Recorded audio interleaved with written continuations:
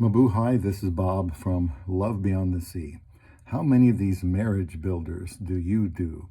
This is going to be a positive video about an article from hackspirit.com from Tina Fey, who I have talked about before.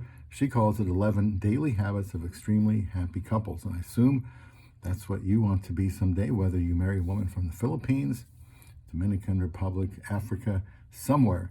As long as you're looking for love beyond the sea, here are some things that you will need to be able to be good at. You won't be good at all of them right away. And, marriage is a marathon, not a sprint. So I'll read this and interject my own thoughts. Please subscribe here to Love Beyond the Sea. Been married to a woman from the Philippines for the last 8 years. And I have many videos about relationships with Filipina, many more to come.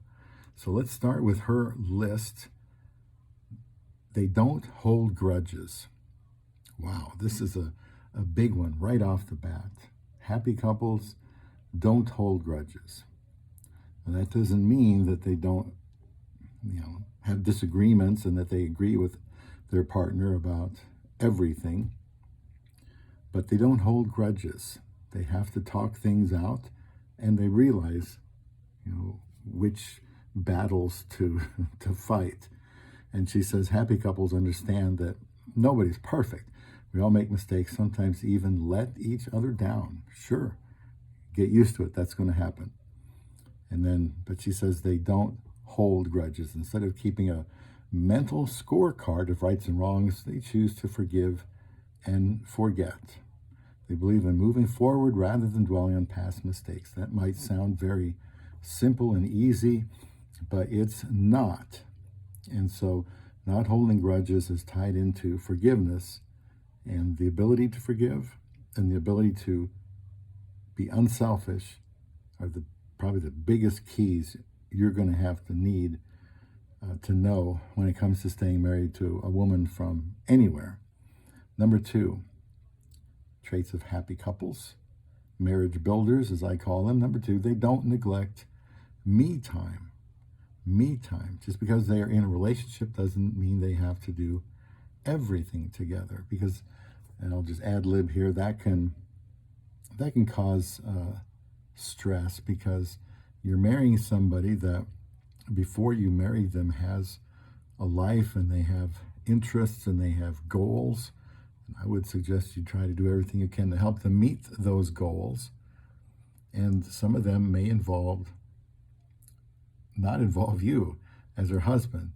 For example, for us, my wife talked about wanting to get some more education when she got here. And at the right time, we decided to talk about it and seriously look at that.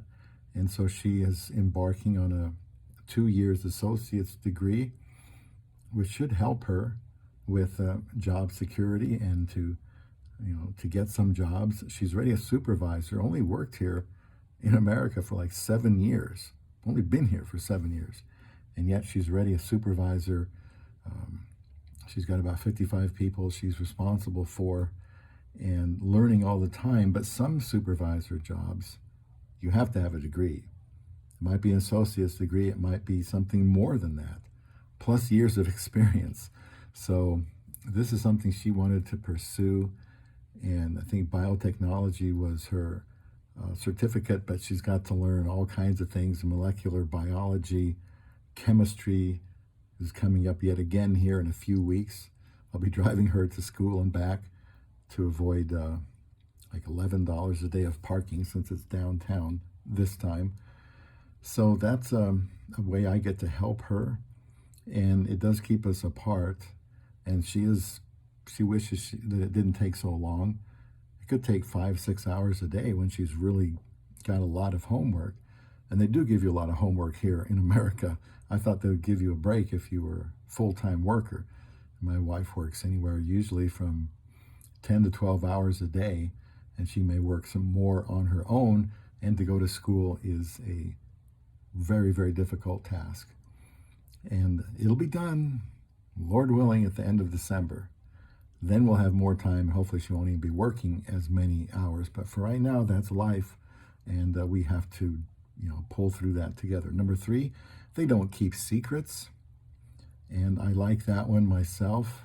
I'm very open and honest with my wife, and we went over our past relationships, anything before we got married that we thought we should know. And some things have come out naturally after we've been married. Some things came out after a year or 2 or 4 or 5, and that's fine. You cannot extract everything from your wife or your spouse before you get married. Some things they don't even think is important until later on, and they realize it is. So don't keep secrets. Number 4, they don't forget to show appreciation. And this is one thing I've talked to my wife about, because I tell her I appreciate everything about her that I can think of, everything she's done around the house, inside or outside or anything. If it makes me glad that she's doing it, then I say thank you.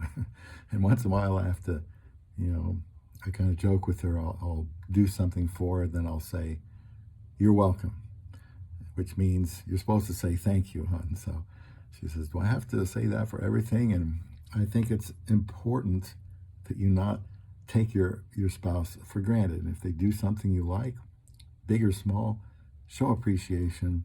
That should be a bare minimum. Number 5, they don't ignore the small moments. In the hustle and bustle of life, she says, it's easy to focus on the big things, and forget about the small moments that truly make a relationship special. Whether it's a shared laugh or a silly joke, holding hands while watching a movie, or a shared glance across a crowded room, those couples don't let these moments slip by unnoticed.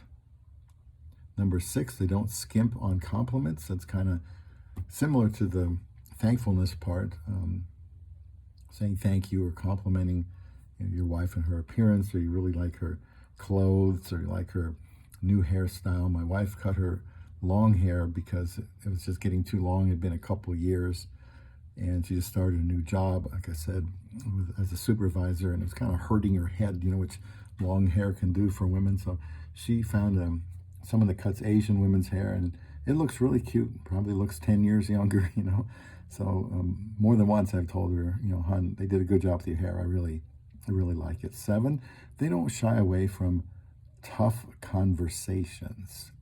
Many times, a couple might think, well, I got a good thing going here. I don't want to screw it up by bringing this up again. You might have to bring that up again if it's just going to keep festering.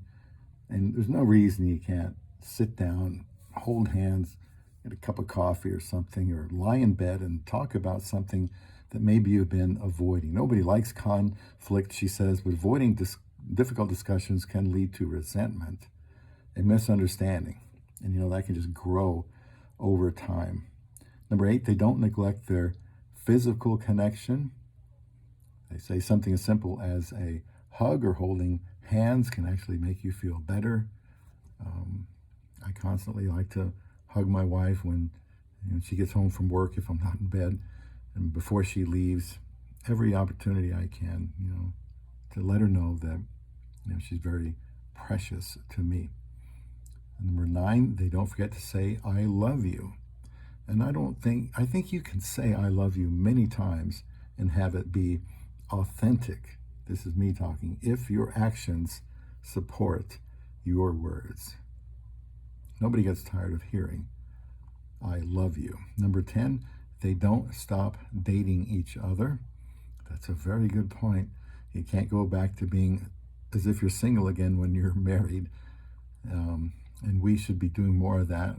We do have a theatrical play to go to this weekend, although my wife has to work, so I'm not sure if we're going to be able to do it. I don't know, but she likes going to those theater productions, and now I do too. I think I've never been disappointed. If you like live entertainment, it's very good. And number 11, they don't expect perfection. They don't expect perfection. So be realistic and consider these things. Think about them. Be ready for getting married. You might be closer to finding love beyond the sea.